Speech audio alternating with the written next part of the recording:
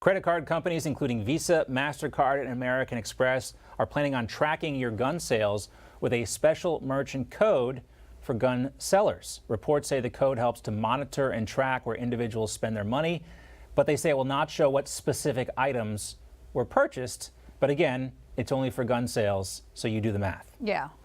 Connect the dots here, folks. New York City Mayor Eric Adams was quoted by an article on AP saying, when you buy an airline ticket or pay for your groceries, your credit card company has a special code for those retailers. It's just common sense. He says that we have the same policies in place for gun and ammunition stores. Mayor Adams saying, it's no big deal, guys. Well, joining us now to talk about this is Second Amendment advocate and editor at BearingArms.com, Cam Edwards. Cam, great to see you. Hey, guys. Thanks so much for the invite. Well, it's always great to have you in. And I think the question here is, no big deal, Cam. They say they just want to track your gun sales. But where is this data going? Who's looking at it? Who's reviewing it? How could it be used against you?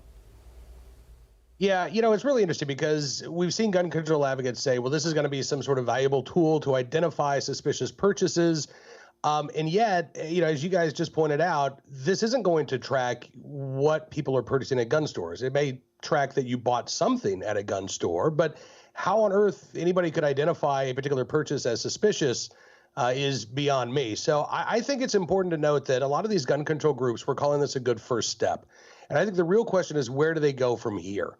And I think you guys have kind of hit the nail on the head. They want to be able to sort of peer inside the cart, and they want to be able to track specific purchases at individual stores, which of course sets up a backdoor private gun registry, right? So Visa's got its own registry of people who've bought firearms using Visa cards. MasterCard has the same. American Express has the same.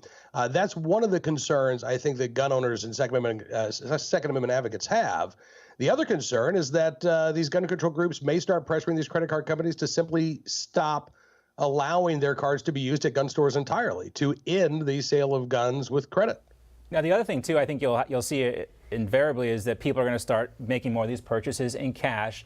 And I think what's also problematic about this, Cam, is it's another layer of whatever you want to call it on legal gun purchasers, legal gun users, legal gun owners, when the problem, obviously, is illegal guns. That's really the issue. And they always go after the legal gun sales because they're easy, because people are using credit cards, because you're supposed to be able to do this stuff in the public, out and open.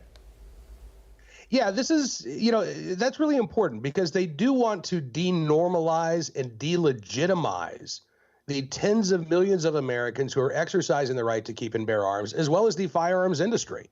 That is part and parcel of what this is about, as you say, to take it out of the sunlight and to sort of move it into the shadows, right? At the same time, many of these same Democrats who've been pressuring these credit card companies are also asking that, the marijuana industry be allowed access to banks. At the same time, they're trying to push the firearms industry away from these financial institutions. So I think it's really interesting to see, compare and contrast how they're dealing with these two different industries. Yeah, Cam, another thing we want to talk about, too, is, you may have seen these videos, ATF agents showing up at people's houses, demanding to see guns without warrants. They're also expecting to be able to search people's houses. One of the things they've been looking for are these solvent trap components.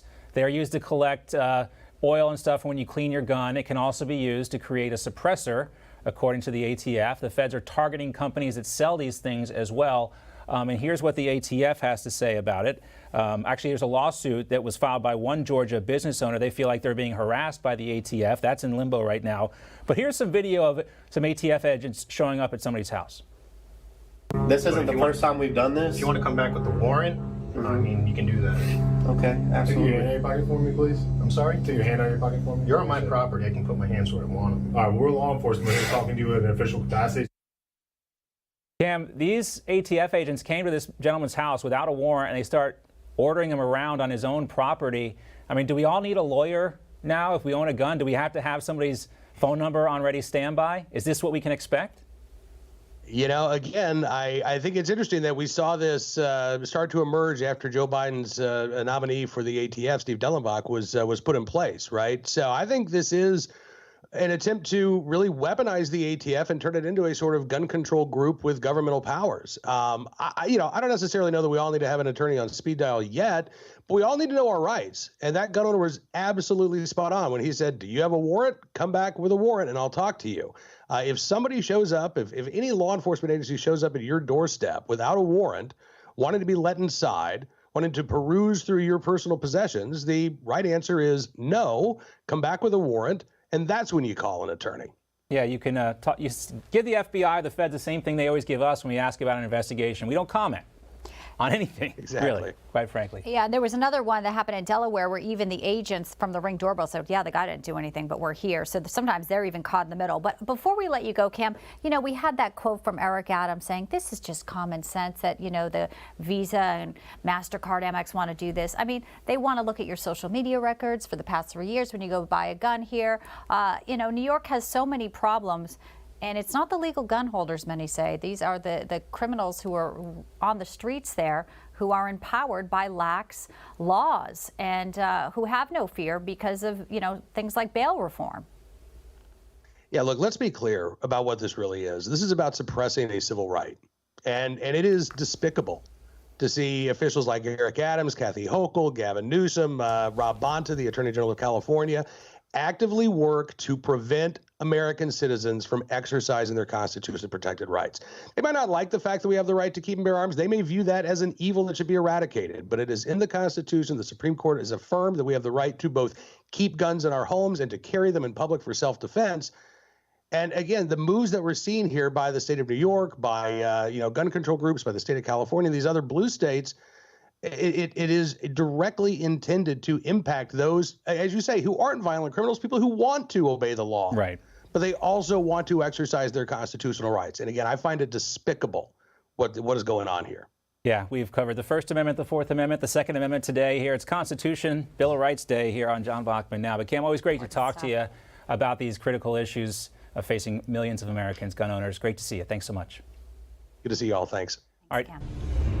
Hey guys, it's Rob Carson. September is historically the worst performing month for the stock market, so you better be ready for it. The Fed continues to aggressively raise rates, and JP Morgan is forecasting another mega rate hike September the 21st. Is that why Jamie Dimon said an economic hurricane is coming our way? Well, gold and silver have remained remarkably stable despite the Fed aggressively raising rates today. The Patriot Gold Group has a special incentive for Newsmax viewers. Huge! Now precious metals investors can enjoy the no-fee-for-life gold and silver IRA on qualifying rollovers, or enjoy free, discreet, insured shipping on all direct gold and silver purchases. Here's the number, 800-356-4470. Call 800-356-4470 today.